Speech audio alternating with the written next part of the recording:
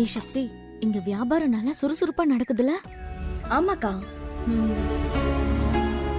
அது போட்டிக்கு நம்ம கடையை எங்கே போட்டுடலாமா? முதல்ல அவர்கிட்ட நைஸா பேச்சு கொடுத்து விசாரிச்சு பாப்போம். சரி வா.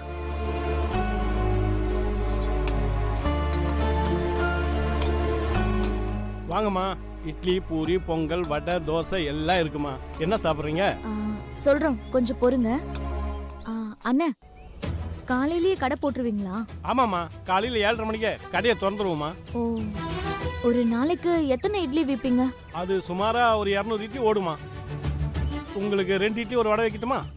இல்லண்ணே, நாங்க சாப்பிட வரல, பார்சல் வாங்கலான்னு வந்தோம். ஓஹோ, அப்படியா? 2 பார்சலாமா? அண்ணே, இந்த பூரி, பொங்கல், இட்லி, தோசை எல்லாம் நல்ல வியாபாரம் ஆகுமா? அது இட்லி அளவுக்கு போவாதுமா.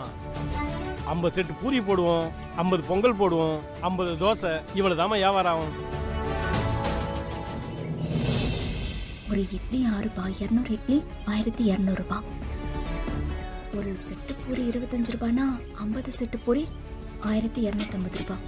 ஒரு தோசை 30 ரூபாய்னா 50 தோசை 1500 ரூபாய். அண்ணா, காலையில மட்டும்தான் கடை போடுவீங்களா இல்ல மத்தியானமும் கடை போடுவீங்களா? மதியம் வெரைட்டி ரைஸ் இருக்குமா. தக்காளி சாதம், தயிர் சாதம், எல்லா வெரைட்டி ரைஸும் இருக்குமா. அண்ணா, நைட்டும் கடை இருக்கு தானே? இந்த கடை செமத்தியா வியாபாரம் ஆகுறதே நைட்ல தாமா. அப்படியாண்ணே? ஆமாமா. ஏன்னு நைட்டு மட்டும் வியாபாரம் ஜாஸ்தியா இருக்கு? அது ஒண்ணு இல்லம்மா, பக்கத்துல பார் இருக்கு, அதனால கூட்டமும் அதிகமா வரும், நல்ல வியாபாரமும் நடக்கும். அது இல்லாம நைட்ல நான்வெஜ் ஐட்டம் வேற போடுவோம், அதை சாப்பிட்றதுக்குன்னே கூட்டம் வருமா. ஏ சக்தி, நமக்கு தேவையான இன்ஃபர்மேஷன்லாம் கிடைச்சிருச்சுல, அப்படியே ஓடிடுவோமா? இருக்கா?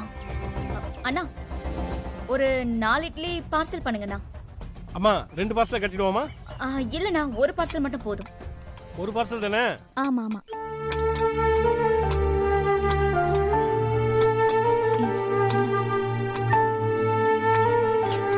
இவருக்கு சட்னி சாம்பார் கொடுமா.